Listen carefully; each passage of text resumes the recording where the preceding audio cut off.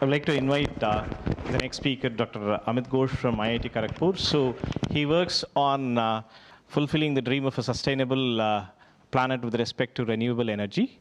And in today's talk, he'll allude to his work on systems and synthetic biology for microbial production of biofuels and chemicals. Thank you, Arijit, for inviting me. It was so far a nice conference, and it was nice hospitality and hard work from Arijit for organizing this event. So I will be talking about application in energy. So far we have a lot of talk on health, different kind of disease. So the modeling in the first, I will talk about the genome scale model, how genome scale model can be used for characterizing different organisms, and how you can use that potentially for producing different biofuel and chemicals, which has commercial application. So I divided my talk into these three sections. So especially if you see that biofuel, the energy comes from fossil fuel, right? So there's a lot of carbon deposition in the atmosphere. The more you consume the fossil fuel, it will be harmful, because more carbon dioxide and more emission will be there in the atmosphere. So how you can replace the existing fuel with a renewable fuel that can be regenerated, right? Also there you have to see about the emission. So the biofuel are, if you see, there are different generation of biofuel. Basically this is the first generation where food is used. Sugarcane juice is used to produce bioethanol, and then USA produce bioethanol from corn. Whereas in India and China, specifically, we focus on the lignocellulosic biomass because of the constraint from the government that food cannot be used. So this the entire plan is basically how you can utilize the lignocellulosic biomass, which is a non-food part of the plant. And these require a lot of challenges. For example, you have to pre-treat the biomass so that you can release the sugar from the lignocellulosic biomass, and then you have to hydrolyze and then ferment. So mainly we work on the pre-treatment area, and then also in the fermentation. So as you know, the biomass which is in the form of a complex sugar like cellulose, hemicellulose, and lignin, we generally use ionic liquid to actually decompose the lignocellulosic biomass. So here we also do, I will not be talking about this thing here today. Especially we apply ionic liquid and do molecular dynamic simulation to identify what concentration of ionic liquid and what kind of mutation you can do in the enzyme, so that it can accommodate the ionic liquid. So it will be a one-pot process where ionic liquid will dissolve the lignocellulosic biomass. At the same time, the ionic liquid will not harm the enzyme, because enzyme will also be tolerant with the ionic liquid. And then lastly, we have to ferment the sugar to get the biofuel. But this process required a lot of technological development to improve its production. So if you see some of the products which are on the market, for example, the artemisinin, which is produced from Saccharomyces cerevisiae, and the project went for 10 years, and the cost of the project is basically $50 million. And then similar product was also developed by DuPont, which making butanediol, and that project also ran for 15 years, and the project cost around $130 million. So these challenges are more, and there is a long-term challenge that we achieve through long-term project. So recently you can see the video which was produced by Genomatica that was open in 2016 also involved the systems and synthetic biology, how we can use effectively to produce this compound. This is used mainly in the plastic, and right now they produce 30,000 tons of BDO every year, and which employs 70 people, and the production unit is in Italy. So these are the success story I told you, but there are a lot of products which are actually in the lab. So it's not because the production level is not that good. So this is the cycle we follow, that build, design, test, learn. So this is what we construct the pathway. So it involves synthetic biology informatics. So it's another computational branch where you design a pathway with a particular set of promoter, and then want to see that how you can integrate the different biological part in the chromosome. So as you know that because of the revolution in genome engineering like CRISPR-Cas9 and other genome editing tool, nowadays you can effectively integrate any amount of DNA in the chromosome so that you can have more enzyme inside the cell. And then you have to identify that because of this modification in the genome, whether there is any problem in terms of through high throughput sequencing and other technique, we would be able to test whether the organism is able to produce enough amount of the product. And then you also do flux analysis, metabolic flux analysis, kinetic modeling, and then machine learning model is also recently people are using. So machine learning models are basically are not mechanistic model. So this is also used to identify what are the bottlenecks in the metabolic pathways. So this is one example in the machine learning model that people generally apply, that you have the expression like this is a small metabolic pathway which has 2 genes. And we want to know what should be the expression of these 2 enzymes such that you get your product more. So you can simply construct a decision tree and see that if the protein expression lies between this range and also lies between this greater than Y1 and then P1 greater than X1 and less than X2, then only you see your product is maximum. So this kind of decision trees you can make from the existing data. So right now you will see that a lot of data or database exists today which store this information. So how different enzymes are expressed and how you can improve the production. You can also construct the machine learning model to improve certain product. So then I will move into, apart from machine learning model, the mechanistic model is basically what Dr. Anu has explained, the genome scale model. That is extensively used in bioengineering, where you construct the genome scale model using the annotated genome. Suppose you have come across a very important bug that can produce higher amount of certain biofuel or product. You can immediately sequence that organism and annotate the genome using a lot of annotation server exists today. You can identify which are the protein which are catalyzing the reaction that you can identify and then build a stoichiometric matrix. So Anu has already explained the stoichiometric matrix. The stoichiometric matrix you can use in calculating the metabolic fluxes. So the fluxes are actually the rate at which the molecules are moving from one metabolite to the other. So this actually help you to understand that how the carbons are flowing.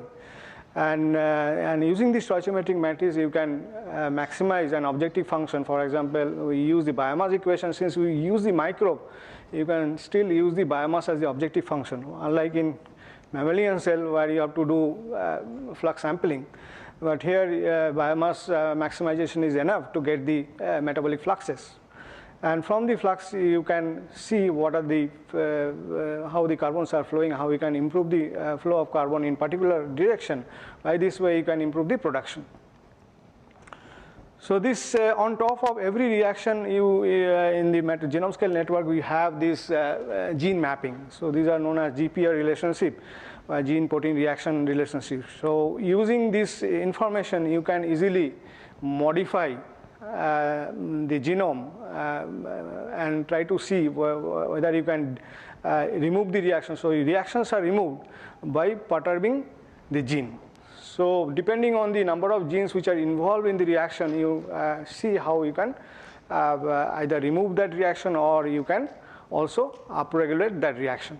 So these are generally done in metabolic engineering, but just by looking into the genome scale model and using the Boolean relationship. So in the genome scale model, you will see that the metabolic reactions are there, but also these reactions are mapped to certain Boolean relations of genes. So these are used effectively for engineering. And then the genome scale model have a wide range of fluxes. So this, when you solve this equation by applying steady state condition like S dot V equal to 0, the solution lies in the null space. So the box shown over here, every point is a solution. But what we do is basically you maximize the objective function such that the biomass is maximum, or you can choose any other reaction as the objective function, and try to fix your solution at a particular so you get a particular solution. In this way, you get the unique solution, or you get the range of solution for each and every fluxes. So this is usually done, and then we also develop a pipeline to how to construct the metabolic network. So using the basically we work on non-conventional organism where metabolic models are not available. So basically you get the genome sequence and then annotate the genome and do mass and charge balance for each and every reaction. And finally, you construct the biomass equation. So the biomass equation is, when you estimate the biomass equation, you have to do the experiment. Otherwise, everything is computation. You can easily get the drought model, and then ultimately you have to define the biomass equation back, because the biomass equation are the bottleneck of any metabolic network. So this require experimental doing the biomass need to be measured experimentally and require some amount of experiment. Otherwise, if you get the stoichiometric matrix, you can easily get the fluxes. So using this pipeline, we are constructing genome scale metabolic model in non-conventional is the yeast, which are actually, as you know, the yeast Saccharomyces cerevisiae is the workhorse in industry, which produce bioethanol. 100 billions of bioethanols are produced annually. Many other products are made using yeast. And among the yeast, so far Saccharomyces cerevisiae is extensively engineered. But if you go to non-conventional yeast, there are a lot of potential yeast which can produce a lot of product, and apart from bioethanol, because bioethanol is produced naturally. So this non-conventional yeast like Lactantia kluberi, we have annotated the genome and we've developed the metabolic model. Before you can publish this model, we have to validate the model using knockout, gene knockout, and try to see what is the accuracy of the model. And also, once the model is behaving very well with the experiment in terms of knockout, you can perform the phenotypic phase plan to identify how much ethanol it is produced, how much ethyl acetate is produced, and with respect to how the growth rate is affected. So this is just to cross-check how the organism behave before you can go to the experiment. So after, if you verify that the organism is very useful, then you go for engineering. That's what we do in the lab. So right now we are engineering this organism, Lactantia kluberi, for the production of fatty alcohol, also for production of bioethanol using genome engineering tool. Also, we are working on microalgae. So this is the model. This is accepted this month, where this is a microalgae which is not used for engineering. So from scratch we annotate the genome and build the metabolic network using the genome, and also validate the model, and also constructed the biomass equation from experiment. And right now we are doing the genome engineering for production of different biofuel. So apart from microorganisms which are beneficial for production of fuel or chemical, also we are looking in the microbial communities, because the microbial communities are very important today. It has a very much application in health, and also in waste removal and many other applications. That's why the metabolic flux analysis can also be done in the microbial community. So for that, we earlier developed some of the tools using 13C MFA. The 13C MFA is again the extension of FBA, where you do the experiment to measure the metabolite. So you can see that the isotope level glucose is used to grow the microbe. And as the glucose is leveled, its metabolite is also getting leveled. So based on the leveling profile, so these are the leveling profile of small peptide which are unique to the organism which are present in the community, and we can easily calculate the metabolic fluxes using the metabolite profile and try to get the information of the fluxes specific to particular organism. So also we build a different kind of network for the microbes in the gut microbiota. For example, in the insect, we started with this project with the insect because insects, as you know, these insects are very powerful in degrading the lignocellulosic biomass. So in the gut they have certain kind of community which actually dissolve the lignocellulosic biomass with a much more effective way. So we want to understand what are the interaction of these microbes. So that's why we build the interaction network, the global metabolic interaction network, how hundreds of microbes are actually interacting with each other, and the interaction is through exchange of metabolites. So this is not a genome scale network, we just an interaction network. By knowing the interaction network, we can identify what are the crucial microbes, and then we go for the genome scale model. So these are the steps which we are following. First we construct the global network, and then using the global network you identify the microbes which are crucial for lignocellulosic degradation. So and then going for the genome scale community metabolic modeling. So this as you have seen the genome scale model which are specific to one organism. Suppose you have a community where we have hundreds of microorganisms. So how do you model their metabolism? So this is even more challenging because you have to handle many microorganisms together. So this is an example where we can see that some of the like 10 metabolic models we made, and then develop the community metabolic model. And the community metabolic model, you have to define a biomass equation for the community. So for the entire community you have to define the biomass equation, and the biomass equation we derive based on the metagenomic abundance. And this way you can easily get to know what is the effect of one microbe to the other. Suppose I add one microbe and I want to see whether the P is actually contributing to the community X to what extent. So if the community metabolic assistance can be calculated for the community, and based on that you can easily get to know whether that microbe is influencing the community. And using this mathematical algorithm, we are actually doing the experiment to know how a single microbial species is influencing the community, and that helps us to design different experiment for synthetic consortia.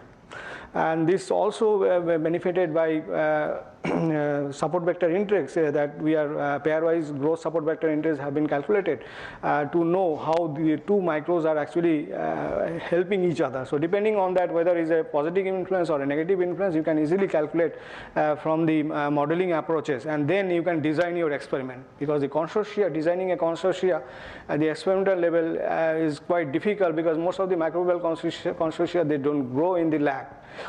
So if you know that the pairwise interaction, that two microbes can interact in a positive sense, or it can have a community metabolic assistance, so you can select those microbes accordingly and design your experiment.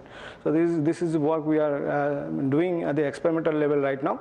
And also we are looking for the gut microbiota in bovine. So as you know, the bovine gut is also useful for degradation of lignocellulosic biomass. So in that case also we are identifying the microbes which are influencing in the lignocellulosic biomass degradation. So you can see that most of the microbes are not influencing each other, but more than 50% of the microbes are actually interacting each other through metabolite.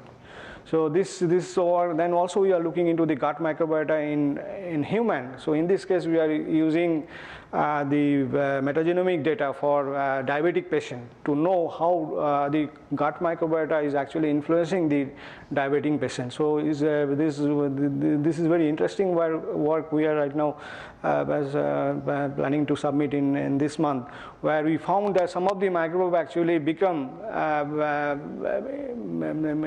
for a normal patient it was found that it is consuming glucose, but in a diabetic patient the microbial consortia, rather than consuming the glucose, is actually producing the glucose. So that actually become very problematic for a diabetic patient, where the glucose level is very high, because the consortia which is present in the human gut actually not helping, rather than it is creating problem.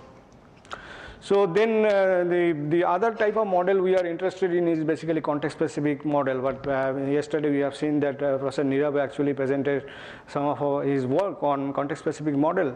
Here we actually build the model on SARS-CoV-2 infected lung cell. So you can see that this is the normal human bronchial cell where the number of reaction, number of metabolites is given over here, and then because of the infection you can see that the number of reaction has reduced, and then also the metabolite is also a little bit reduced, and the genes are also reduced. So these are the infected lung cell and the infected lung tissue, and then also the infected this is the normal lung tissue, and this is the infected lung tissue, and we build the model using the RNA-seq data, and also build the virus metabolic model using the data available. So combining all those things, you have made the context-specific model for the human gene, and also integrated the virus model into the human gene to get the metabolic fluxes. So using this protocol as very similar to what Nirav has presented yesterday, that using the RNA-seq data, you normalize the data, and then you integrate the normalized RNA-seq data through T-init algorithm to get the context-specific model of the human gene, and then calculate the metabolic fluxes using sampling.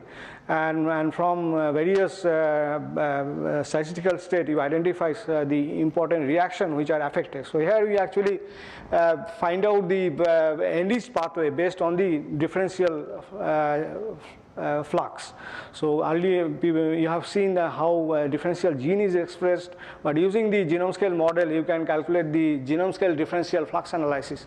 So this is very effective to know how different metabolic pathways are affected. So using this method we found some important result in coronavirus affected lung cell, and you can see that the fatty acid biosynthesis in SARS-CoV-2 infected lung cells increased significantly. That's why most of the patients infected by SARS-CoV-2 have seen that their fatty acid synthesis has increased tremendously.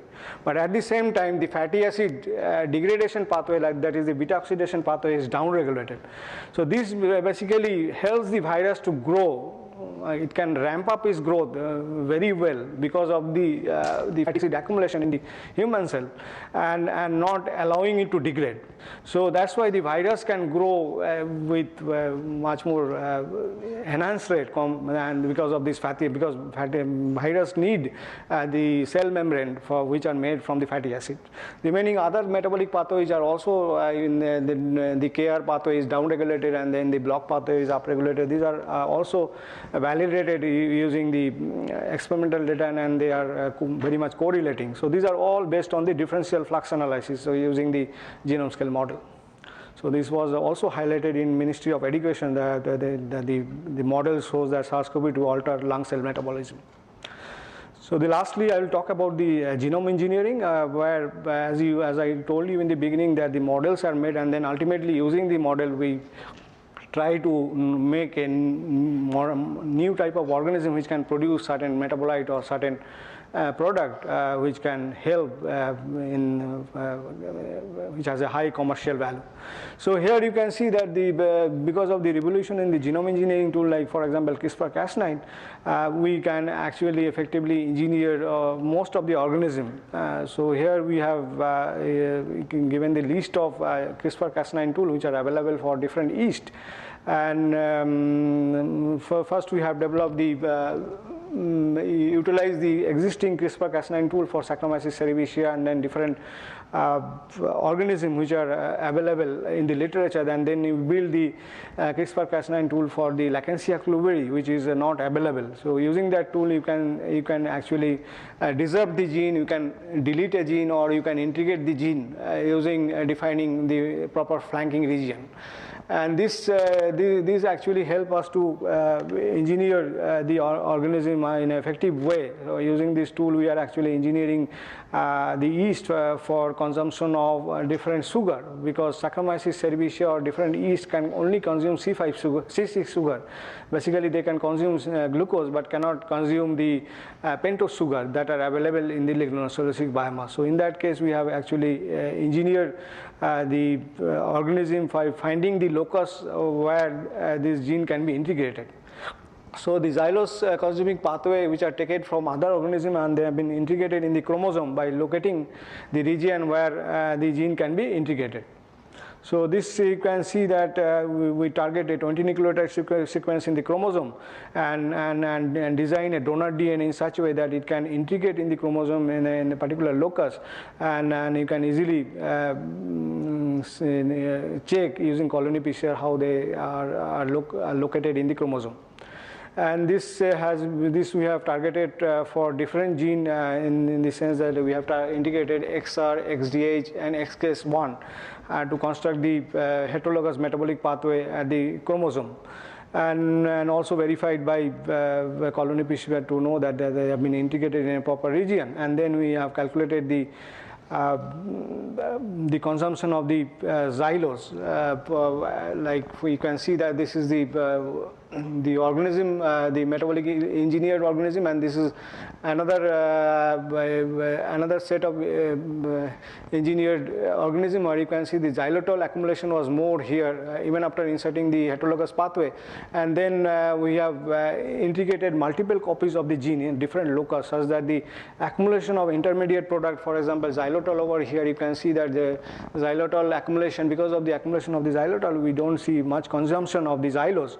So just like in plasmid expression, you express the plasmid inside the cell, but in genome engineering, we have to keep multiple copies of the gene at different locus such that you have enough protein to be expressed inside the cell so that the accumulation of the metabolite doesn't happen. So also we look for other product, for example, the fatty alcohol production or a free fatty acid production, which all can be potentially has a commercial value. For example, fatty alcohol is used in biofuel as well as in detergent and surfactant. So for that we measure the level of free fatty acid that are produced here. So the free fatty acid level can be improved just to check how much fatty acid you can produce. So using the engineering strategy, we have measured around 780 milligrams per liter of free fatty acid using different engineering strategies. So we downregulated the competing pathway. For example, glycerol is produced and which is taking away the flux from the central metabolic pathway can also be downregulated so that more carbon goes into the acetyl coenzyme formation. And also we can take out the citrate from the TCA cycle and push this flux toward acetyl coenzyme. So this way you can improve the level of acetyl coenzyme, because acetyl coenzyme is one of the precursor molecule for free fatty acid. So using this strategy, we also calculate the 13C metabolic fluxes for to know how the carbons are flowing. So we saw that there are fluxes which goes into glutamate which consume NADPH because fatty acid productions are limited by NADPH molecules. So we have cut down the metabolic pathway which consume NADPH. And not affecting the growth. At the same time, it will not affect the growth. So we targeted different genes, for example, glutamate dehydrogenase, and then the flux which are going in fatty aldehyde formation. So those competing pathways are deleted. And since we are doing using CRISPR-Cas9, you can do n number of deletion and modification. So you can generate many types of strain. And out of that, you have to select which one is best for your engineering. So in this way, we improve the production of fatty alcohol to 1 gram per liter. And so I'm done. So this is summary. So what we learned from this, using genome scale model, how you can actually target different non-conventional organisms. For example, in microalgae or in non-conventional yeast, you can apply because not much work has been done. So using the model, you know how the potential of the organism, and then practically you apply the genome engineering tool to improve the production of different metabolites. So this is the group who works. They are working on different topics. Thank you. I will take up question. Yeah, thank you very much, Amit. So can we have a couple of quick questions, please? Yes.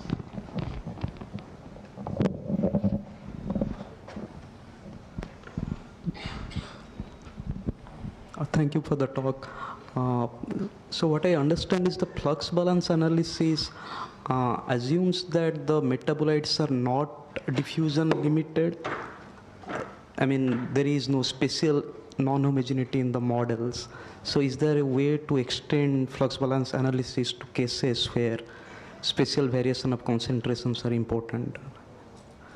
See, the basic assumption in FBA is basically there is no metabolite accumulation. So how much it is produced is used up. So if you want to do those kind of calculation, then you have to go for non-stationary MFA. Non-stationary MFA where the metabolite accumulation or all those things, where you actually solve the differential equation. So here you just solve the linear equation, you assume that S dot B equal to 0. Why S dot B equal to 0? If the concentration is not changing with time, or then you can apply this at S dot B equal to 0. But suppose S dot B is not 0, then you have to solve the differential equation. Then whatever you are saying, then it will be taken care. Understand? So this is just an approximation.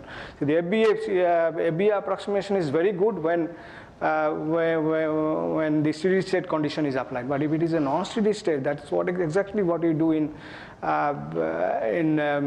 metabolic flux analysis in photosynthetic organisms like cyanobacteria or algae, where you can see the steady state is very difficult to achieve. So you apply, you solve the differential equation, is known as INCA. So this software actually solve this differential equation, which is academic use. You can download the INCA software and calculate the metabolic fluxes that is concentration dependent. But FBA as a whole cannot, it doesn't use the concentration. It assumes that the time derivative of the concentration is 0. Thank you. Right. Very nice talk. I was curious about the virus model. You said you created a metabolic model for the virus? I didn't quite get that part. Could you elaborate? Yes. So here you have the context-specific model, which are based on the RNA-seq data, but at the same time we have integrated the virus model inside the human gene, because the virus goes inside and become a part of the human metabolism. So you actually we have defined a virus biomass objective function for the entire network. Biomass objective, not a metabolic reaction model, yes. Right? It's a virus biomass objective function is there, and that you are optimizing using FBA. Okay. Yeah, no, that makes sense. I was just wondering that Yes. did you create something else? Yeah, and you look at lung infected, the virus infected lung. Yes. And you create a context-specific model for that as well, right? Okay. Yes. And you said that. Did you see any differences in, how amino acids are taken up in these cases, or because you mentioned only fatty acids? Yes. The amino acid part I have not discussed. The amino acids are also affected, and in terms of their formation and utilization.